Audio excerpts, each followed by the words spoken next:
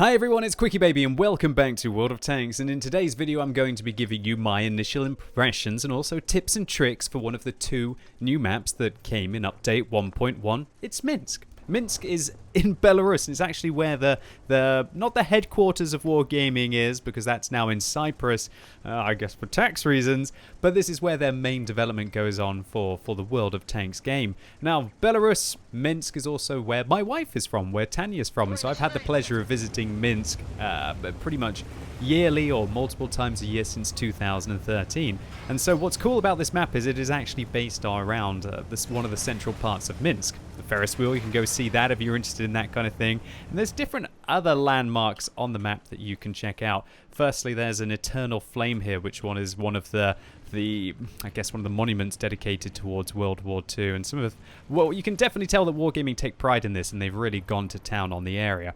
But let's not talk about the historical aspect of Minsk. You should go and check out my vlog on that. You'll be able to see these features actually in real life if you go and check that out on the channel. Although I have to admit, that was one of my first videos, and so it's probably a little bit cringe now. But then again, there's still so many magical moments from back then in 2013. Anyway, let's focus on the gameplay and what this map matters for in World of Tanks. Well, it's kind of a bit like a Runeberg, kind of like an Ensk as well. There's this kind of open area, and the fighting is encouraged to go down the east, down the west, although there are some opportunities to fight down the center. Now, a couple of things to watch out for. Firstly, those concrete slabs are not destructible how I thought they would be there. You're going to be finding out little things about this map left, right, and center. Alright, that's actually a circus there. You've got the circus up on right ahead. And now I'm going to show you one of my favorite positions on this map that I've been using so far, and that is this lovely little location. This is a hull down dream.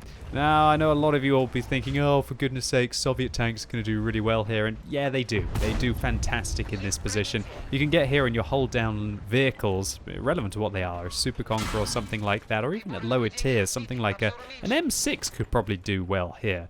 Although that thing, the hull armor isn't quite so good and the turret isn't reliable outside of a good matchup, and you're probably going to take you a bit of a time to try and traverse all the way across this part of the map in an M6. So you're probably going to be wanting to do it in your mediums or your faster heavies. But in this location, you can only expose your turret armor, and then you can put pressure on opponents that are trying to just hold this central location here.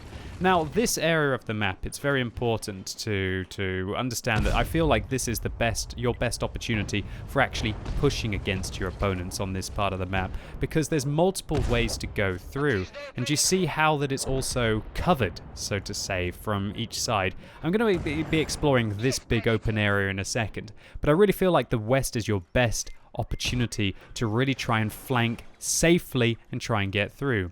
Keep in mind that there are multiple ways to get through down the center here. Also, you can go down the far west of the map along the red edge, or alternatively, you could, I guess, make your way across this open area here, but then you're very likely to get stung by medium tanks and tank destroyers that are likely to skulk around these small undulations. And this is where TDs and some medium tanks, especially TDs with gun depression like a Charioteer, would love to hang out around these areas.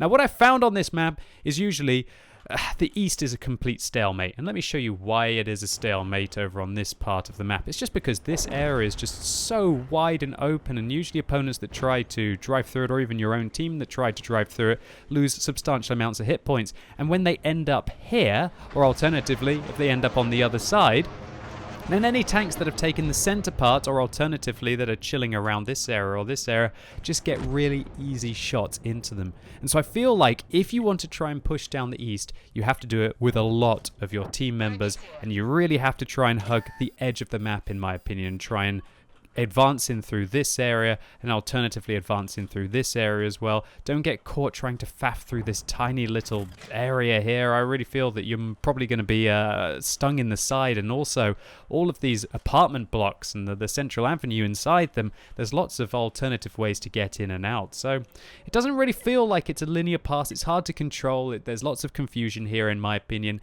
and I feel like the west is a more controlled avenue to attack. It feels like it's almost even more corridor based than the east and doesn't have that choke point.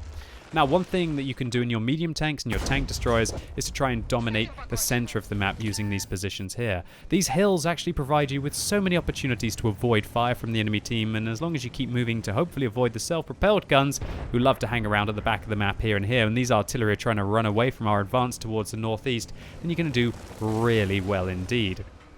Now, one of the things you've got to watch out for as well is when you do get into the positions towards the southeast and also to the northeast on this map, it can get quite awkward because, sure, you've cleansed your way down the east flank or alternatively down the west flank as well, and now what? Well, you want to try and get in towards the enemy base, right? And the awkward thing about that is then you reach a choke point at the other end. So while it may be easier to make your way down the western part of the map, once you do reach the end zone, so to say, all you're really going to be doing is providing crossfire to the other side of the map, and because of that 564 meter maximum render distance in water tanks, it can make it rather tricky indeed to be able to shoot all the way across. And so that's why one of the arguments that maybe it is better to try and control the east of the map, because at least then you've got an easier push out towards the enemy cap circle. But the cap circles on this map, as we can clearly see here, they're very open. And so apart from kind of really digging in around on this corner here, and let's actually see if it's balanced. Let's see if you can have that corner on the other side. It's going to take me a little bit of a while to be able to get over there, but that's something important to consider. Has Wargaming made the other cap circle balanced as well? Well, actually, you've got a hard corner to use here, and I don't think those concrete blocks are destroyable. So, wow, does that mean that the northern team is going to find it easier to push the southern team's cap because of this lovely location here? Well, that actually makes me reconsider things a little bit, that maybe it is important to hold the east, but I think that medium tanks are probably going to make the flanking plays down the west. And so that's where I would like to go in my mediums, and I think the slower heavies have no choice but to hold the east, as I don't think you're going to be able to make it all the way across the A line or alternatively down the K line to be able to get there safely, especially if light tanks and medium tanks have decided to go into the locations here and the locations here on the other side. They will be able to spot you out. Well, actually thinking about it, once you've got to this area, they're not going to be able to get that deep vision. So if you are in a heavy tank, just make sure you do hug the edge of the map and go down the A line if you want to decide to advance into the western part of the town. Hey look, Minsk, great, good stuff. I can read Cyrillic. Hooray, hooray for me. Anyway, I haven't really been focusing on the gameplay so far this game, and right now what I'm trying to do is I'm trying to hunt down this T-44, who we actually managed to spot out down the south. The Borsig doesn't see me, I'm not spotted. Not the most accurate tank, but still enough to go through the side of the T-44 at that kind of distance, and you're really kind of just hoping when you're playing your tier 10 light tanks whether you're going to be able to pick that up. Now just hunting down the enemy tier 10 light, and the artillery have no place to hide. I'm actually quite impressed that both of the artillery managed to escape from that location, or at least one of them did, the faster French light tank did. And we're going to be able to finish him off right now. Wow, look at that shell just slinging its way across. Anyway, sorry, I shouldn't really be focusing on these kills at the end of the game, no matter how fun it is to pick up a fairly quick top gun. Oh, wait a minute. Oh, I think we do have a great moment here. Ladies and gentlemen, the most important thing that you can take from this video is about to happen. Artillery tries to drown themselves. It's too shallow! Scumbag tried to drown himself, and it's too shallow! The river, I believe it's the Svizlich that makes their way down here. You can actually see that parts of this, there's like a raised bit in the floor bed. So artillery, you're not going to be able to drown yourself down here. I guess you're going to have to really go deep over in this area if you want to do that. I wonder if you actually go into this area, if there's any possible way to get out. It doesn't look like it. It looks like Wargaming have basically just put this bit in here to prevent people from drowning themselves. Oh, that's absolutely fantastic. But I must highlight that this river isn't a complete prevention of being able to traverse parts of the map, as there's a kind of a bridging point here, a ford that you can try and make your way through. And there's also, I believe, is there one around this area here? Probably not. No, that totally doesn't look safe. That's more where you're going to be sending boats off. And yeah, there's another bridging point towards the south as well that you can use to try and make your way out. And actually another point here, so it does look like the south might have a little bit of an advantage with the opportunity to be able to cross the river. Anyway, this moment truly did tickle my fancy, watching that artillery bounce and somehow not really taking much damage for it. Oh, that was the icing on the cake for a strong result for a light tank on the brand new Minsk map. So first class medal here are Pascucci's for killing those 2 self-propelled guns as tank sniper for dealing most of that damage at long range, and a top gun for our 6 kills. A cool 4,000 damage, not bad for a tier 10 light tank, although this was a very nice matchup for the vehicle, and not many if any premium rounds fired, so 42k profit. So all in all, what do I think about the Minsk map? Well, I do feel like mediums definitely take advantage of going down the west and try and play around some of the undulations towards the northern part of the map and also towards the central area here.